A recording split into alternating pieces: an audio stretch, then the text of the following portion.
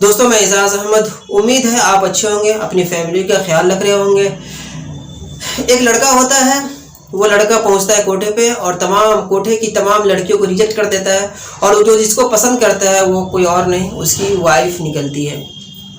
चलिए शुरू करते हैं कि ये उसकी वाइफ कोठे पर कैसे पहुंची।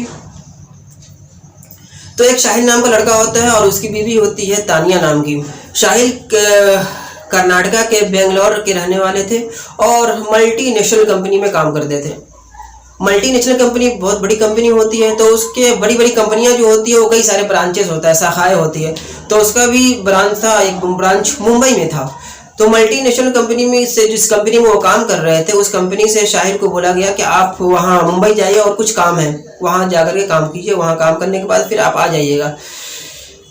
शाहिल जाना नहीं चाहते थे क्योंकि उनकी शादी को सिर्फ 2 से 3 महीने ही हुए थे। लेकिन मल्टीनेशनल कंपनी में काम करना ये आम बात नहीं होती है। उसके लिए बहुत स्ट्रगल, बहुत जद्दोजहद करनी पड़ती है, बहुत मेहनत करना पड़ता है। तो उनको अपनी कंपनी, उनका काम भी प्यारा था और होनी चाहिए। लेकिन अपने वाइफ को समझा करके, अपने आप को समझाते हुए वो मुंबई के लिए रवाना हो गए। मुंबई में वो जो काम करना था वो करते रह गए।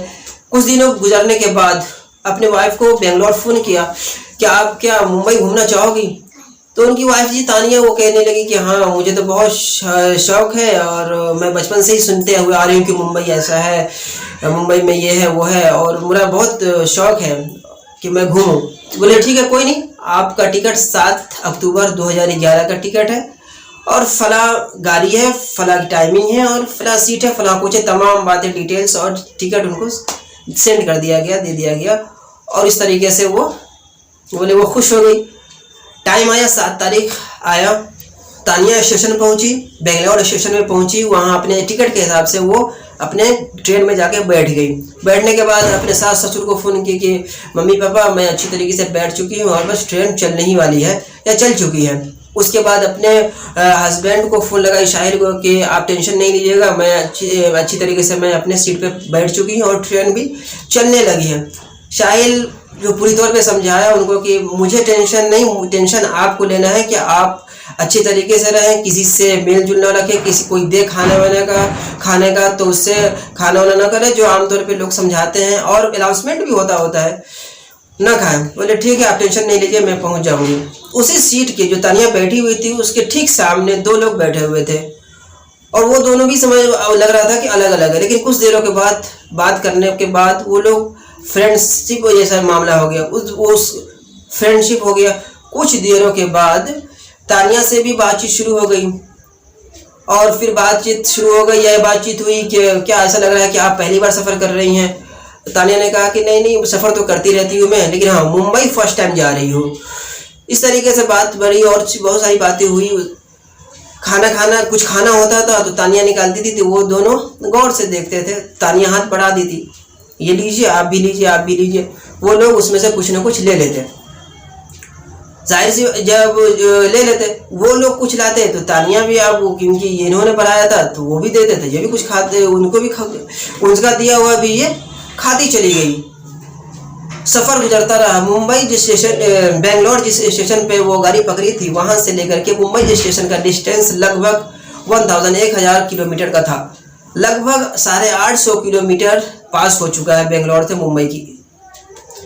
सिर्फ 150 किलोमीटर रह चुका था। वहाँ से वो कॉल लगाई अपने हस्बैंड को, शाहिल को, कि अब तो मैं करीब आ चुकी हूँ, तकरीबन 150 किलोमीटर है तो आप तक पहुँचने में। बोले हाँ ठीक है, अच्छा है, बढ़िया है, आप पहुँचिए, मैं मुंबई स्टेशन पे पहुँच जाऊँगा आपको लेने के लिए। ये सब फ़ोन पे बात होने के बाद फ़ोन रखे और ये गौर से ये दोनों सुन रहा था इनकी बात। उसी थोड़ी देर के बाद ये दोनों चाय लिया।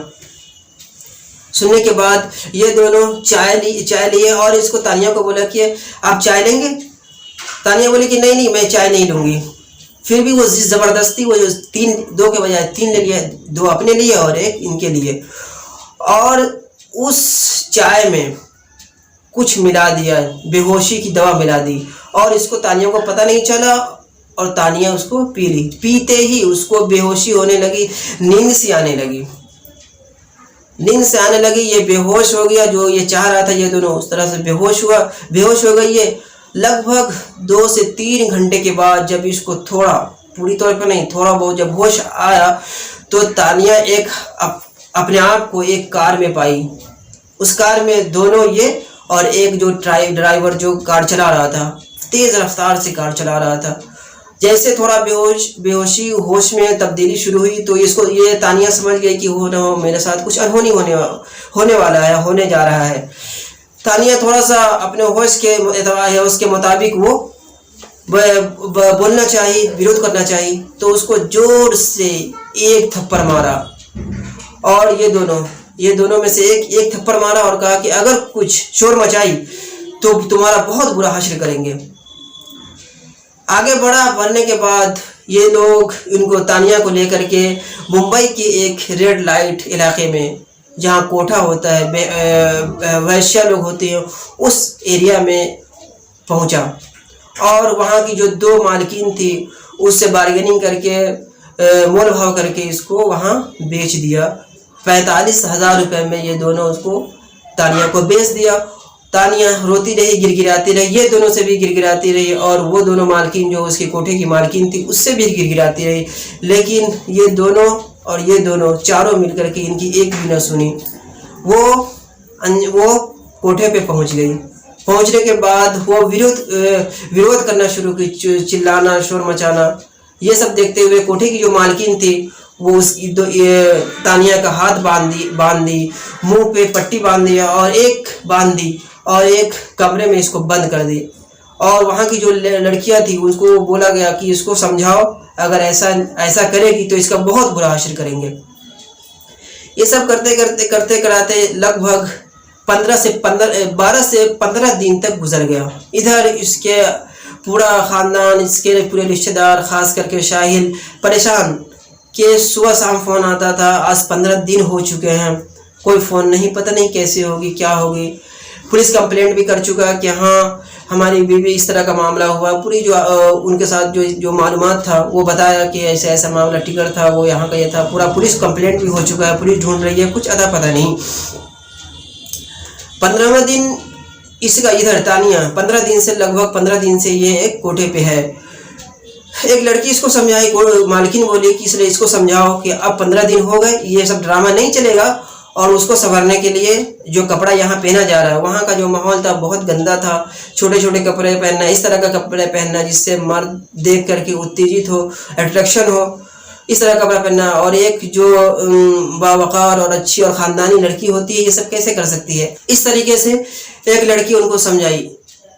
तानिया भी इधर थोड़ा माइंड मेकअप करने लगी कि अब लग रहा है कि मेरी ज़िंदगी इसी नर्क में गुजरेगी और मुझे भी अब ये सब करना पड़ेगा।